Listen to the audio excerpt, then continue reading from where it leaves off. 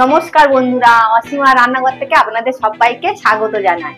আজকে কোনো রেসিপি নয়, আজকের আমাদের পাড়াতে হরিনাম বসেছে মহাপ্রভুর ভোগের জন্য। আমি বাড়িতে মালসা বানাচ্ছি, মানে ভোগ দেব বলে, তা পাকা মালসা দেব। তো আপনারা তাহলে একটু দেখে নিন কি কি ভোগের জন্য লাগছে। পাকা মালসার জন্য নিয়েছি এই চিড়ে নিয়েছি, বাতাসা, মুরকি, জিলাপি, এটা হচ্ছে কি বটফল, আর এই যে গুজিয়া, বোঁদে, আর এটা দানাদার, এটা হচ্ছে গজা আর খই।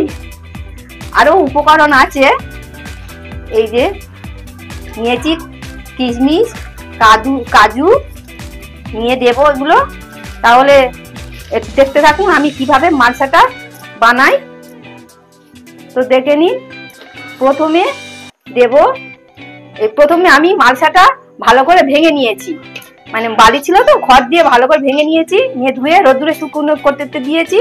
এরপর আমি দিয়ে দেব চিড়েটা এর মধ্যে দিয়ে দিলাম।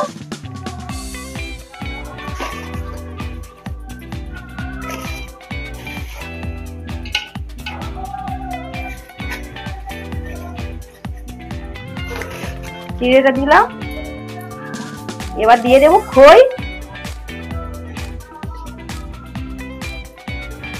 এই যে মুরকি নিয়েছি, দিয়ে দেব।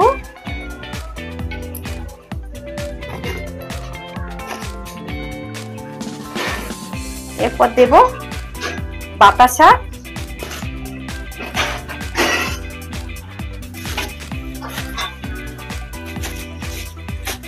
বন্ধুরা এটা পাকা মালসা বলে, আর কাঁচা মালসা হচ্ছে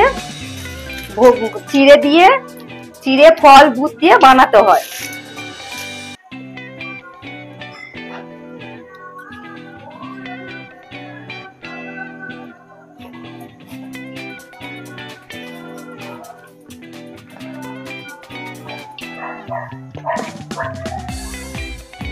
বটফলটা দিয়ে দিলাম, অল্প অল্প করে একটু রেখে দিচ্ছি, মেয়েরা খাবে।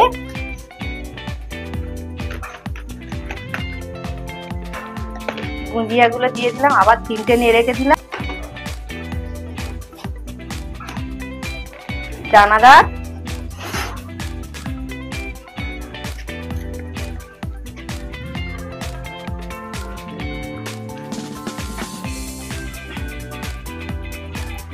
বোঁদে,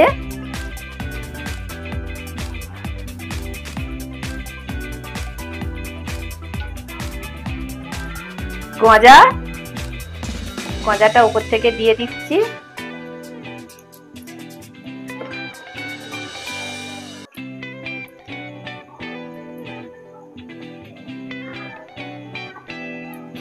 এরপর দিয়ে দেব কাজু,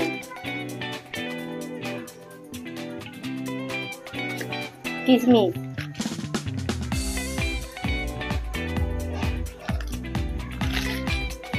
দেখুন বন্ধুরা পাকা মালসা রেডি হয়ে গেছে। এবার আমি মহাপ্রভুর মন্দিরে নিয়ে যাব। বন্ধুরা মালসাটা রেডি হয়ে গেছে, এরপর হরিবাসরে গিয়ে আমি দেখাবো, ওখানে যাব। তো চলুন বন্ধুরা, মহাপ্রভুর ভোগটা মন্দিরে দিয়ে আসতে যাচ্ছি। করতাল বাজানো যাবে না, হরিনাম করা যাবে না, কিন্তু যত গৌর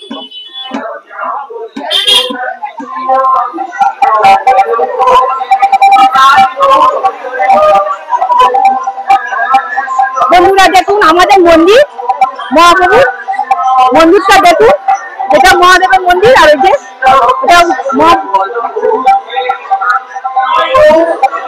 রাধা গোবিন্দের মন্দির, এই মন্দিরে পুজো হচ্ছে।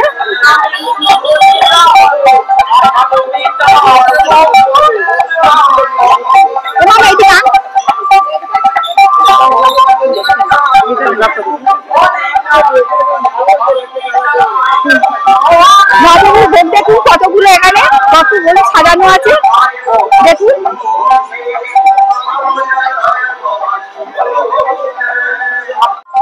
হয়নি, আমাদের হরিবাসরটা কত সুন্দর সাজানো হয়েছে আর হরিনামটা হচ্ছে, একবার আপনারা একটু দেখে নিন। চলো তুই আবার দেখ আগে।